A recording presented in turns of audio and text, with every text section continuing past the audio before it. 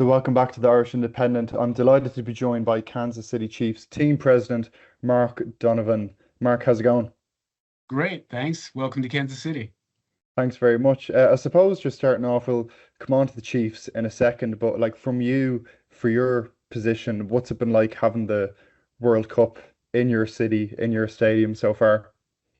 It's been a fantastic experience. It's been a long time coming for us. Myself and members of my team have been working on this project since 2017, and in the process of hoping to have the opportunity to bid on it, to win a bid, to hopefully get a couple matches, to get six matches, and now to actually have had many of the matches played at Arrowhead Stadium. It's been fun to sort of see it come to fruition. It's also been a little bit satisfying for all of us that many of us knew about the World Cup and knew sort of how big it is and how massive the impact could be. But many people in the US and specifically Kansas City didn't have a real understanding of that. So it's been fun to watch the eyes light up and understand what a phenomena World Cup is and the impact it can have on your city and your region. Is that something that really took you back a bit? Because as you said, planning since 2017, obviously you expected a massive interest in this, but did it even take you back a little bit? Absolutely. I think many aspects of the matches, many aspect of the fans, many aspect of the fan festival, and the fact that the visitors are here and they're so excited to see all of Kansas City and just explore. And we're a very welcoming city, and it's been a great combination. Talk to me about the stadium and what changes were needed to bring it up to FIFA standards, I suppose. I'm sure the pitch was changed and the dressing rooms as well. Yeah, I mentioned that we started working on the project in 2017. We started working on the stadium 4 full years prior to the World Cup to get it ready. And in between getting the stadium ready to meet the requirements of FIFA, we were also playing multiple NFL seasons. So it wasn't sort of a straight line. It was start, stop, start, stop. But our operations team, Matt Kenny, Jeremy Slavens, Brandon Hamilton, a bunch of other names, Pat Mitchell, that worked tirelessly to make sure that we pulled it off. And we were ahead of schedule. We were under budget. And, that first match with Messi on the pitch was a pretty proud day for all of us that, all that hard work paid off. A day like that was years in the making. Obviously, did it kind of feel surreal in some respects? Just that, when you're waiting and waiting and waiting, you're not sure if it's ever going to come. Yeah, and you're never sure how it's going to go, and you're never sure, if we're going to be able to pull it all off. But we were in an area with the organizing committee and the leaders of the sports commission, as well as the head of the local organizing committee, and there were a lot of high fives and hugs given out. Just how happy we were to actually see that day come to fruition. And from your point of view, has this kind of come at a good time in terms of the trajectory of the Chiefs in the last couple of years? You know, three Super Bowls in the last decade and the rise of the team and the franchise hand in hand with the World Cup. It kind of feels like both have been meeting at the same point. Yeah, I think it was very well scripted for us from a timing perspective. Our international exposure has grown exponentially. Our success on the field has given us opportunities that we could have only dreamed of 10 years ago. And then to be able to be on this platform and leverage both the long-term commitment that Lamar Hunt and the Hunt family have made to soccer here in the US, and then building on the success of the Chiefs organization as not only an NFL team, but as a sports and entertainment organization. With the amount of businesses that we're in now that stretch across the world, this gives us another foothold and another opportunity to have a point of contact with people from all over. I know many people call Kansas the soccer capital of the US. That's quite Yeah. quite a title to be proud of. Just talk to me about that. What is it about Kansas that has so many people interested in football or soccer, I should say? It's been it's been a part of this region for a very long time. Both Kansas City and St. Louis, Missouri, were very significant hotbeds in U.S. football, U.S. soccer, and I think the start with Lamar bringing the MLS franchise here with the Wizards, and then as part of he owned three MLS franchises at one time, and his belief was that in order for the sport to succeed here in the US, we needed soccer specific stadiums. So he built one in Dallas.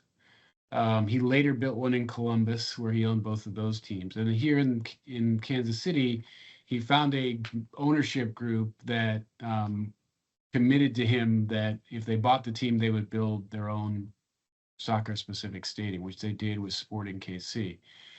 So that team launched and was extremely successful, including winning the MLS Cup. Not too long after that, the Long family, Chris and Angie Long, launched an NWSL team, so the Women's Professional League, and they did the same thing. They followed the same model and built a soccer-specific stadium. This time, the very first one for a professional women's team. So to have those two really anchors, as well as the heritage of the sport in our region, and then in combination with that, part of the Sporting KC and the Illig family and the Patterson families who really founded the next generation. They created one of the best training facilities in the world. And so we've got significant facilities, we've got a significant amount of interest and players, and we have the professional teams that garner the interest both locally, regionally, and nationally. Mm. Obviously, coming into this World Cup, there were a lot of controversies in terms of ticket prices and visa issues, things obviously outside your control and your remit. But once the football got underway, like it's been a brilliant tournament so far, and the US has seemed to host the most fans in a really positive way. Like, what's your sense, just from a Kansas City point of view, in terms of how the games have gone and the fan fest as well? Yeah, first of all, we're really proud to be part of the tournament this year and be one of the cities that was selected by FIFA. Secondly, with all the pricing issues and reasons, we really focus as an organizing committee on control what you can control. So we really focus on do what we do best and do it better than anyone.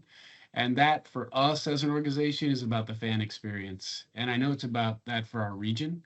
And I think that's one of the things we're proud of. The people who have come here, the people who have experienced Kansas City, the people who have gone to a match at Arrowhead Stadium, walking away, they feel the specialness of this region, of this town, of our people.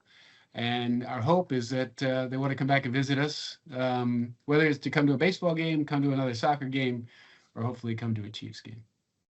And one man who might be back at Arrowhead Stadium is Lionel Messi, possibly for a quarterfinal. You've had him once, and who knows, you might have him again soon.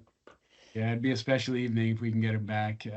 His that was a heck of a way to open the World Cup for us, right? So our very first World Cup match, and it's Lionel, and then a hat trick, and just doing what he does, and the Argentinian fans, and then 2 nights later, you've got fans from another country that were just as passionate, and then 2 nights, 3 nights later, you've got fans from two countries that are just as passionate. So I think our fans have really enjoyed seeing the diversity of the countries that have come through here, as well as being the headquarters for 4 different nations. It's been a really exciting time for us. And obviously, from a Irish perspective, the NFL is really, really increasing interest in Ireland the last couple of years. I know there's been talks in terms of a Chiefs game in Dublin at some point in the near future. Does that remain the ambition?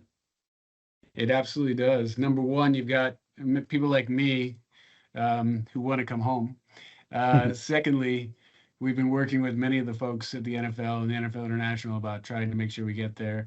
We have a little secret weapon in Senator Mark Daley, who I met in his last visit here to Kansas, and working with him behind the scenes to try to figure out what strings we can pull to get our game over there.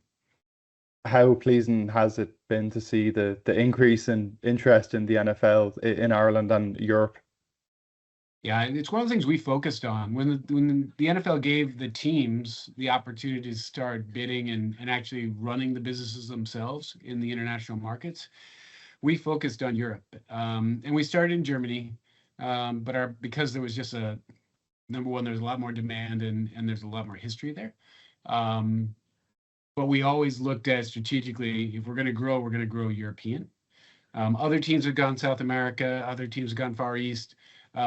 We've focused on Europe, and this past year we added Ireland to our official list, so we can operate there now, and we're excited. We did a lot last year, and continue to plan to do more as we go forward. And as I said, hopefully that will culminate in a match in Dublin or another city in Ireland.